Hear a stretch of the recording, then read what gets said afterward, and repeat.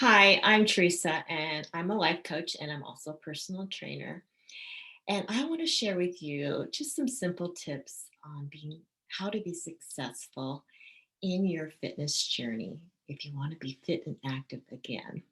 I know you may have found yourself a little bit overweight. Maybe your body's not moving the way you want it to. You don't have the flexibility or agility to do some activities that, some of the fun stuff, and you're watching other people live the life you want.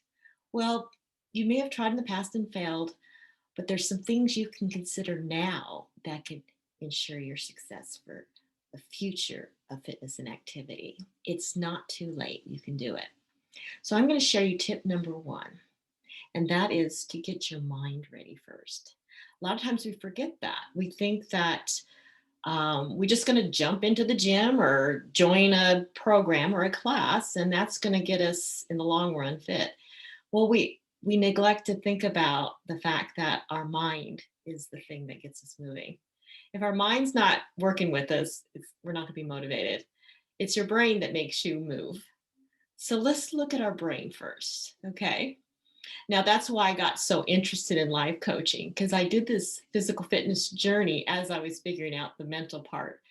And then once I got into life coaching, I realized, holy crap, it would have been a lot easier if I would have worked on the mental part first.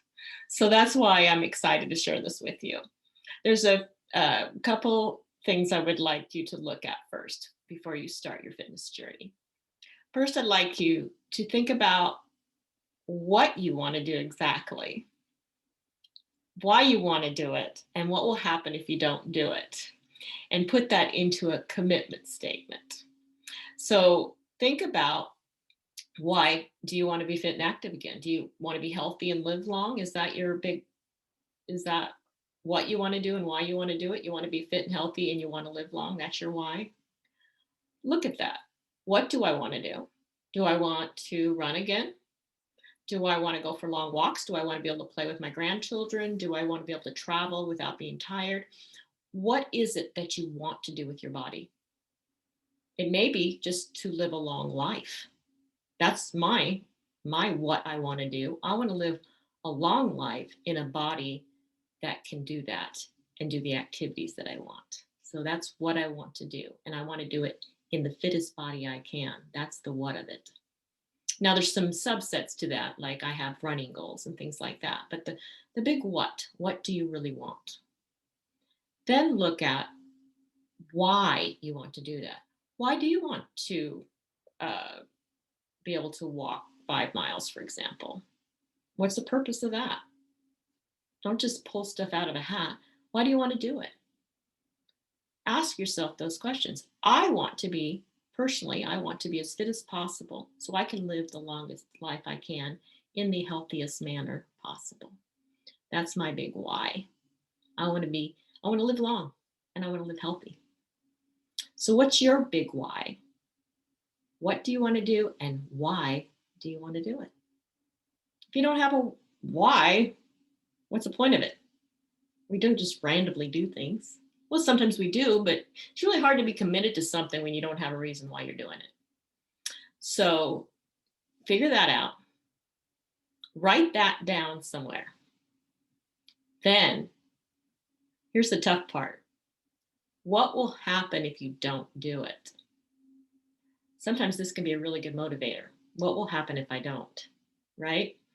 For me, I had been told that I was a high risk for stroke. And so I knew I had that going on. I didn't want to have a stroke and be taken care of by my children.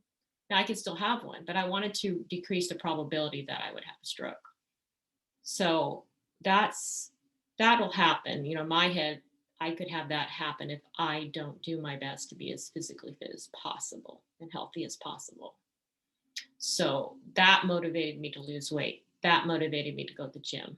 That motivated me to start running and do some other activities because I did not want to end up, having a stroke, having my children take care of me, having someone change my diapers, whatever that entails. It may still happen, but I want to do whatever I can to avoid it for as long as possible.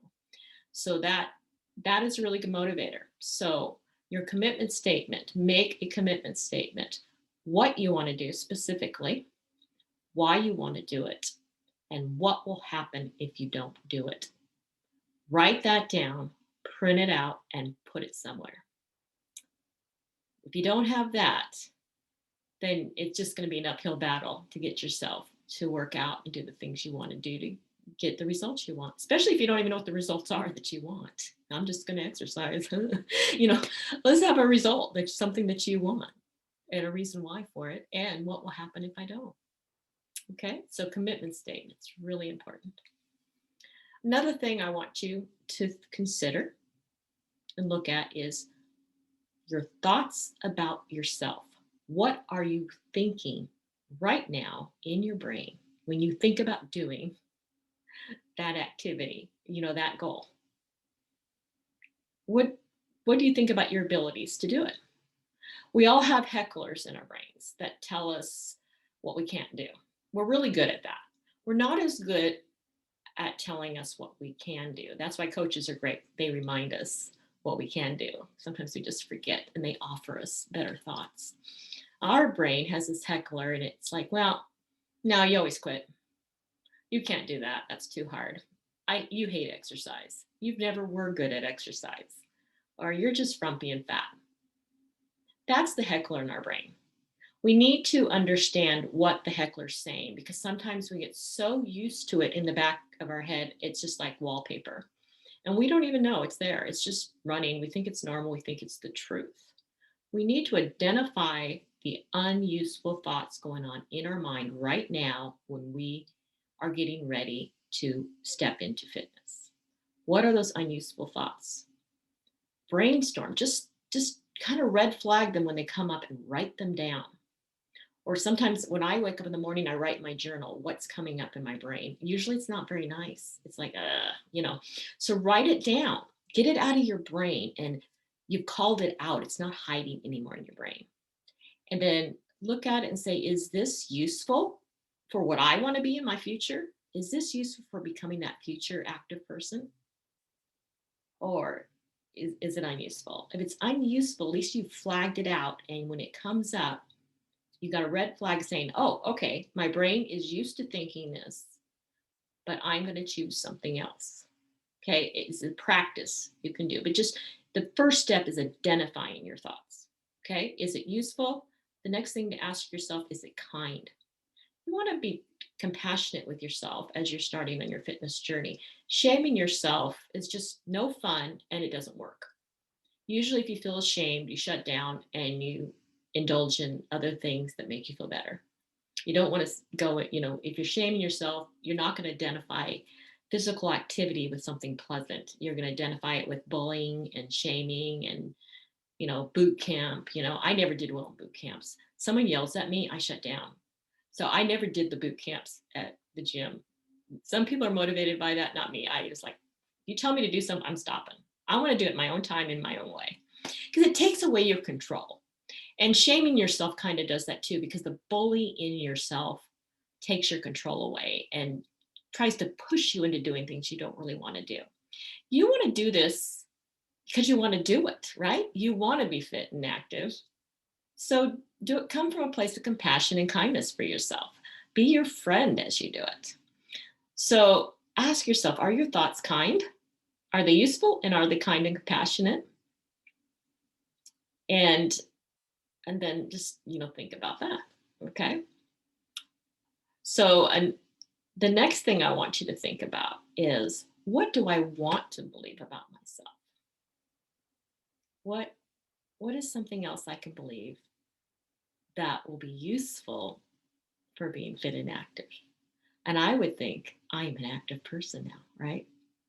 Start believing that about yourself. Start stepping into that role. You're not a sedentary person anymore. You're that active person. You're that fit person. Start practicing that belief. And when you practice that belief, start dressing the part too. Because when you dress to be active, you will be active. Just like when you're professional in business, you dress for success, dress for activity success. And it's amazing what they'll do for your belief system about who you are when you start putting on the tennis shoes, putting on the gear, and being that person who's active. Practice being that person. So write down all the things you want to, the future self, the person in the future who's going to thank you for your activity and for everything you're doing. What do they believe about themselves? And step into those beliefs. Okay. I'm going to come back with some other steps for you to help you be successful. So the next video will be step number 2. Okay. Thanks.